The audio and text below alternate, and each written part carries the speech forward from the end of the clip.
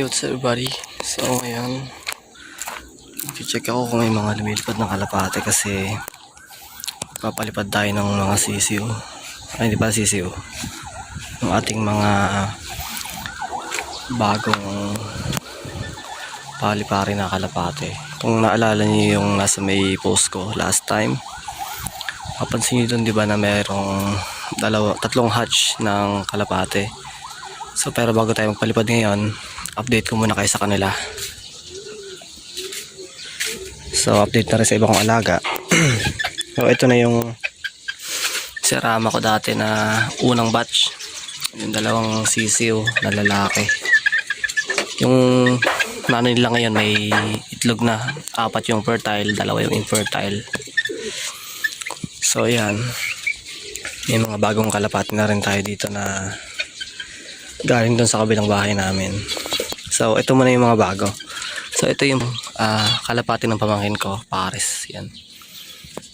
Pero itong babaeng chocolate, anak siya nung nahuli ko dating kalapati na babagsak dito sa palayan. Ano pa lang yan, wala pa silang 1 week pero napapalipad ko na itong lalaki kasi habol siya sa may inahin. Tapos ito na yung inahin ng dalawa kong sisiw nun, yung ang pares ay blue bar.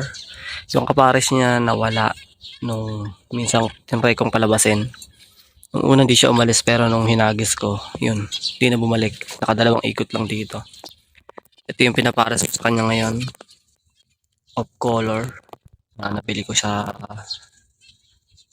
pet market dito sa amin. So ito yung sisiw nung pure white ko. Yung nag-iisang papisa. Kaya pinapalabas ko na rin yan. Pero bihira siyang ramonda. Parang isang beses parang siyang ramonda. Tapos ito na yung nanay niya. At yun nga, hindi na in-upload yung isang trahedya na nangyari. Yung kapares kasi na itong pure white din, yung male, nakain siya yata ng ahas. Paragay ko sawa tapos niluwa. Kasi pag kinain siya ng sawa, di na siya makakalabas dito. So niluwa yung barako. Kinaumagahan nakita ko yun. Hindi ko lang, may video yun pero di ko na na-upload eh. Kaya ito yung bagong kapares niya. Itong saddleback. Nabili ko lang rin nung kasabayan ng off color. At ito na yung mga sisiw natin nun, nung anak ng blue bar tsaka ng checkered. So ayan, checkered yata ito, di ba?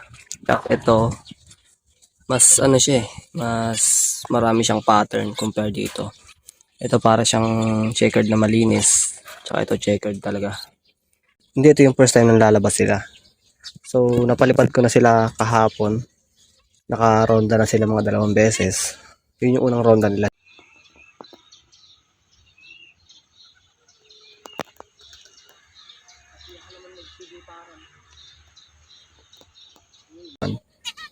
Pero lagi silang lumalabas nung hindi pala kayang lumipad. Lagi silang lumalabas para sa viewing. So ngayon, papaliparin natin ulit sila. So sana lang walang kalapating lumilipad dyan. Kanina kasi, nung umaga, itong block na to pinalipad ko yan sa tabi, sa palayan. And then bumaba siya sa palayan, nakita siya ng mga bata, hinabol. Akala siguro hindi nakakalipad. Tapos bumalik sila yung mga bata. May mga dalang kalapate. Dito sila naghagis mismo sa tapat ko dito. Nasubukan siguro lang dagitin. So ngayon papaliparin ko na tong dalawa. Isama ko na pala yung isang puti. So sana maging okay. Sana walang mawala. Pero pinakain ko na rin sila ng konti para mamaya matatawag ko pa rin sila. Kasi pag busog na mahirap nang balikin sa kulungan. So yun, advantage din ng kumain ng kalapate is may energy sila. At isa pa, hindi sila basta-basta mapapababa kung sila man ay madagit ng ibang kalapate. So yun, palabasin ko muna yung puti kasi mas tiwala ako dun.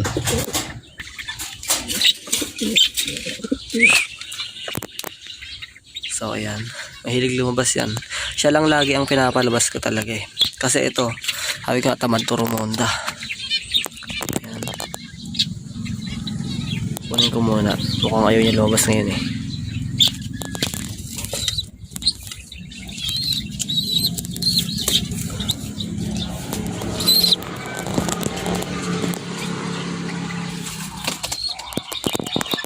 So ayan. Mas mayroon akong tiwala dito. Actually, siya yung laging nasa labas bukod sa dalawa na yan. Kasi pag yung dalawa pinalabas na yan, pura ang lipad niyan. Ito, bihira siya lumipad. Diyan lang talaga siya. Padapo-dapo lang dito. Yan, ginawa ko rin sila ng dapuan dyan sa taas. So ito na. Sana walang mawala sa kanila. Pero goods naman na ito, nakalipad na sila. Kaso lang, pag rumuronda minsan, kung saan dumadapo.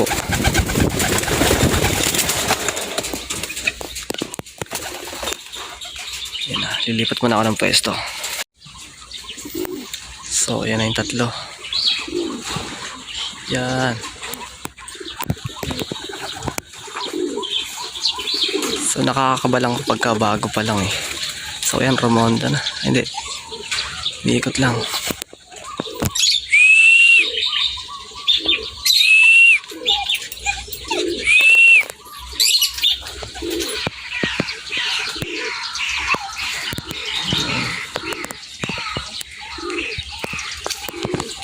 So yan, pag ganyan-ganyan lang sila.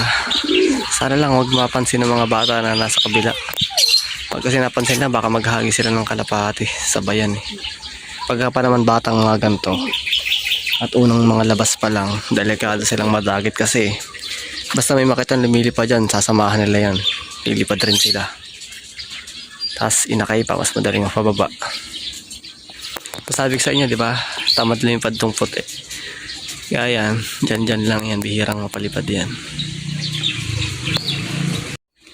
So dapat kayo na pa silang tanghali, palili pa rin. Ngayon kasi alas 4 na. Kanina kasi mga bata, nandyan lang sa malapit, nakatambay. Baka makita nila. Sa bayan na naman.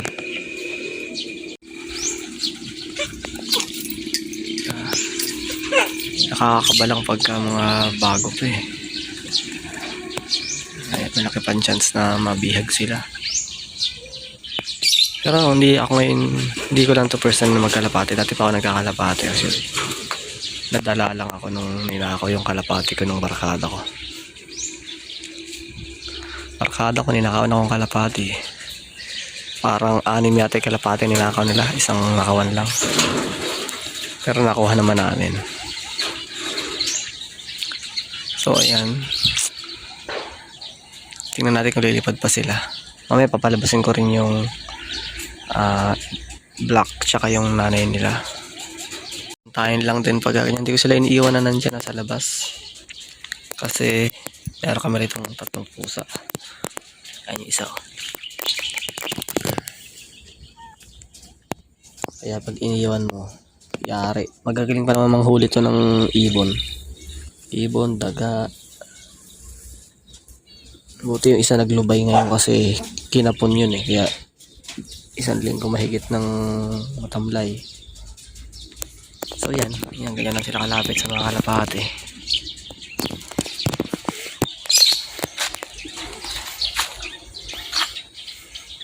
Lumipad na naman.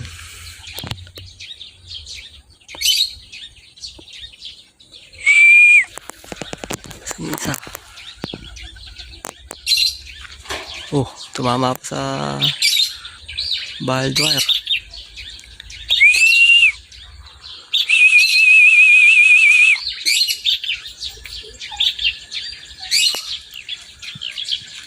Okay.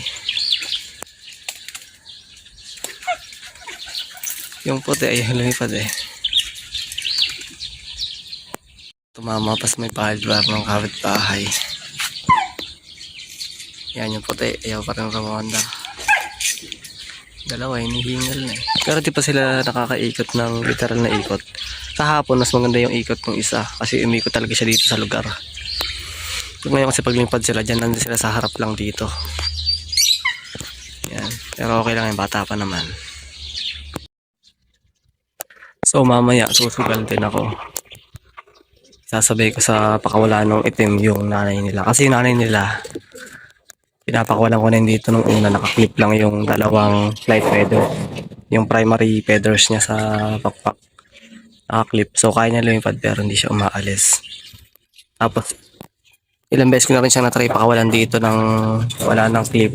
Hindi mo siya umaalis. Kaya mamaya tatry ko siyang ihagis kasabay ng block.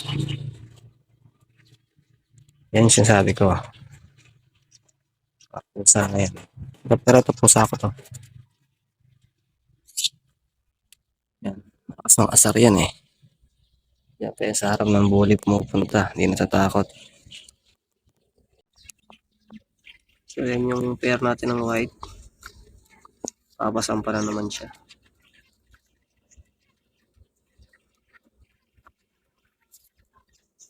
Bale yung unang clutch nila. Pero yung white, pangalawa niya na yan. Pinasok ko nga pala muna yung mga batang kalapati.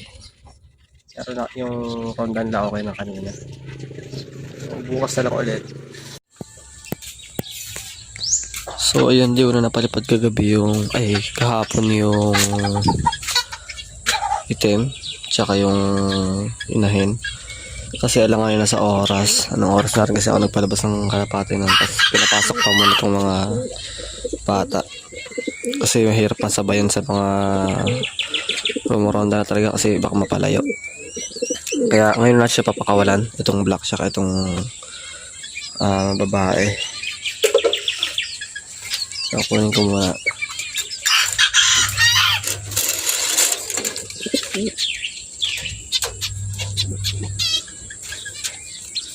So ayan. Yung itim, yung babae na yan, hindi pa talaga siya rumuronda. Pero ayan, nung una kasi tinry ko lang i-clip yung dalawang flight feathers niya. Hindi naman siya rumonda. So ayan, dyan lang talaga siya. Tapos babalik siya rito sa mga anak niya. Ngayon naman ito, ihahagis natin tong black yun sa may palayan. Pag dito kasi hinagis, di siya lilipad. So yun, kunin ko muna. So ayan, dadaling ko ito sa may palayan. Ito ko siya ihahagis.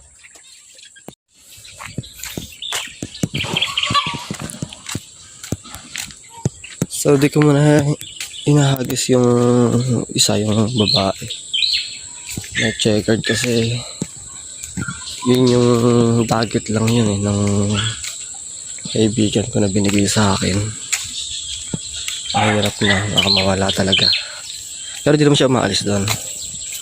So ito, malapit lang ang naghahagisan ko kasi sabi ko nga, wala pang isang linggo na dito sa akin. Mag-iisang linggo pa lang. Ano yun sa akin. So ayan na, hagis natin.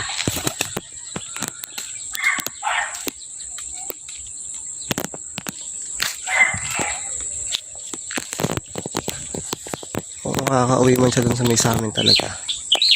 Malapit lang naman yung bahay namin, sabi lang kanto lang. Pero ayan, bilis bumalik.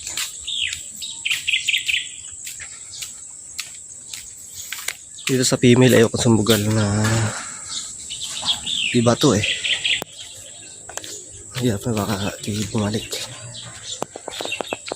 Yan, nakabulan sila. Yan, kaya lang niya lumipad, ayaw lang niya rumonda. Ano ko ba tinahabol nitong isa?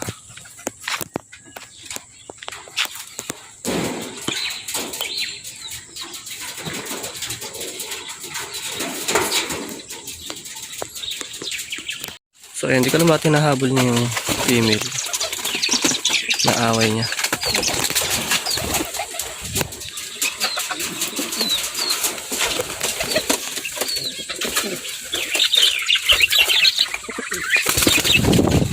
So ayan, papasakin ko muna yung barako. Naaway niya to eh.